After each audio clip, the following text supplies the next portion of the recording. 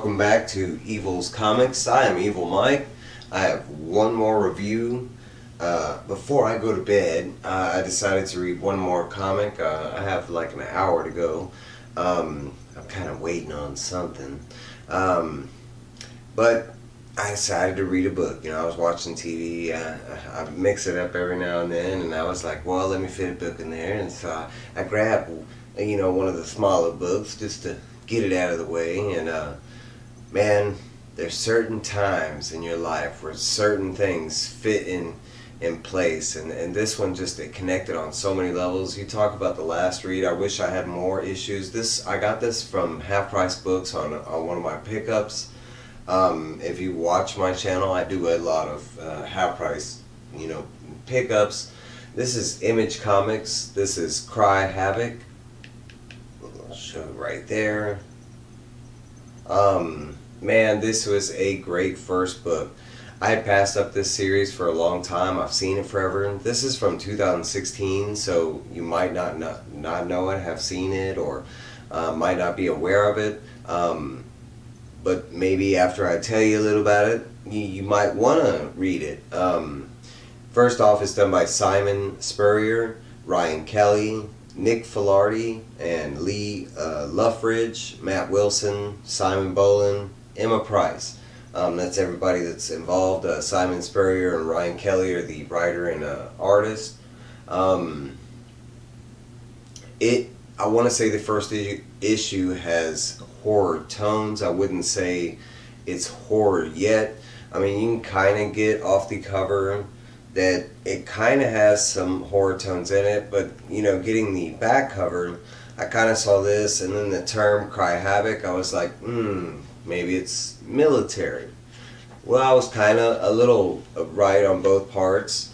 I'll show you a little bit of the amazing and phenomenal art. The art was just really, really good the whole way through. Again, I'm bad with names, so I might not get in detail about the characters' names and this and that. I will say this book does jump around a bunch. It starts at the end, then you go to the beginning, and then it goes to the middle. But there's kind of a catch. This is the first time I've ever seen it before, but they actually do the flipping through time with color codes. So first panel right here, it's all in red. That is the end. The blue over here is the beginning, and the middle has like a orange color right here. I'm just kind of flipping through the book, but as you can see, there's blue paneling over here, the orange panel over here.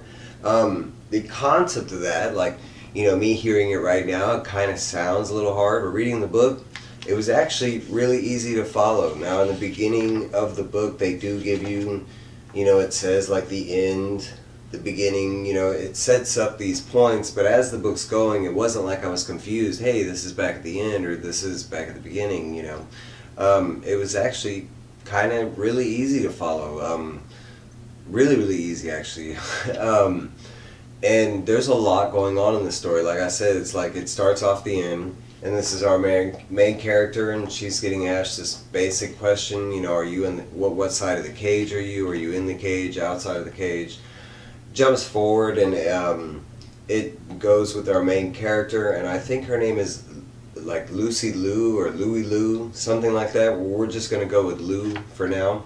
But Lou and her girlfriend are at the zoo, and they are admiring this hyena cage, and this is one of the let's say two of the you know, I'm a big horror fan, so you know, I like that tone of the book, and this book set it up just right. I mean, first panel right here, it had, I mean, not even that first page, but you know, we get in here in the real comic, and if you look, like her arms kind of got this weird looking thing going on. Hyenas are my favorite animal. Like that's my spirit animal, and not just I do like the laughing variety, but there are a lot of crazy cool hyena facts and weird myths about the animal in general, and they're just my power animal. So the book is kind of centered around hyenas. It's not just in the beginning of the book, and we'll get into that. But it starts off and they're at the zoo and they're basically talking, about the hyena and different myths and stuff like that. Lou's girlfriend works at the zoo. At the time, Lou is she is in a rock and roll band. That is at the beginning, then it goes into like the middle of the story, and we find that Lou is now at this point of her life, she is with this military, we don't necessarily know if this is America, they never say anything, but I want to say this looks Army or Marines, could be Air Force, but we do know they're in Afghanistan, and I can say that everything is well written, everything feels like it should. Like this whole military part feels a lot like, if you've ever seen it, and most of y'all have, but the first scene of Predator, with Arnold, hooking up with all the guys on the chopper and stuff, and it just feels like that scene. It's really well set up. You get a good, mix of all the different characters in her collective troupe that are with her. You don't really get a whole lot of the information in the scene. It's really just meeting up with the characters. Then it goes back to the beginning here and with the blue, and she's kind of going into this story because right at the end of this, she kind of starts revealing a little bit about herself. Because most of this has just been like, hey, this is the situation she's in. These are these people that were around that time. It's really at this point we get here, and it goes back to the beginning, and she starts, talking about, she's kind of been struggling, and it looks like this time she might be homeless because she's on the street playing music, for money. Someone throws some coins on the ground, and she goes scrambling for them, and man, you talk about the best page turner, because the very next page just shows her being attacked. At the time I thought it was a werewolf. Now it is later just I'm kind of heavily assuming, but it's kind of described that it is a hyena, and I'm not aware of that or was aware of it, but it kind of goes into this mythos from Afghanistan, and they do have I guess a version of were hyenas or something like that, because one of the main hyenas in the world come from India and in Saudi Arabia, in that area of the world. So they do show her here, and she's being attacked by this monster, and she basically describes that she was being attacked by a werewolf. The next thing she remembers is waking up in an alley. All her money's gone. This person was waking her up, and that that's all she remembers besides being attacked by the werewolf. She didn't have any physical damage. They do show her here, being woken up by that stranger, and she's just in the rain. And the only difference from that scene to before this scene was the money's gone. They go back to, kind of like it would be I think it's the middle of the story.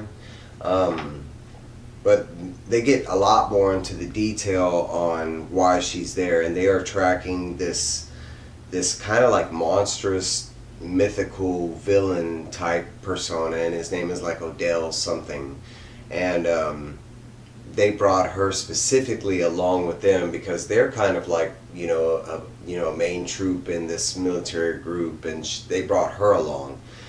We are kind of getting the sense that they know she's a were hyena, and they're about to use her to track down this guy. She has fits about it at first, and they keep reminding her that she came along also because she's trying to kind of get rid of the were hyena. She's trying to cure herself or something like that. It doesn't go into those exact words, but they use more of the terms you're trying to lose it and stuff like that. So I'm assuming that's what they were playing at, just different use of words. They do show that this thing right here, I think, is the guy that they are tracking, and that's Odell, in his monster form. I'm assuming that's what it was, or it's either that or it's the person that turned her into the were hyena. but they do show that, hey, we're aware that, you know, we know what y'all look like and blah blah, because this is the government talking to her.